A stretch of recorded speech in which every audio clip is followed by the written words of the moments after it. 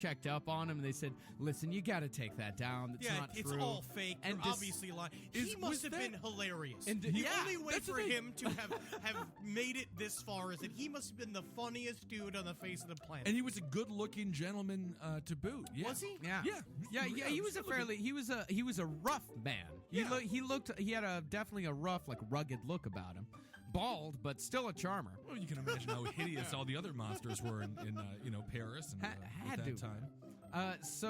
And that's the thing, is that despite all of this, he had a huge clientele. Yeah. He built a great reputation for himself. Like I said earlier, he's just giving people free drugs. That was the whole thing. Is that he's funneling drugs. He's doing abortions. He's doing all this horrible. Well, he was known as a guy who treated poor families for free. He was just known as an all-around great guy. But then, in 1940, the Nazis arrived. Oh, man. At the same time, he's like, finally, people I can understand.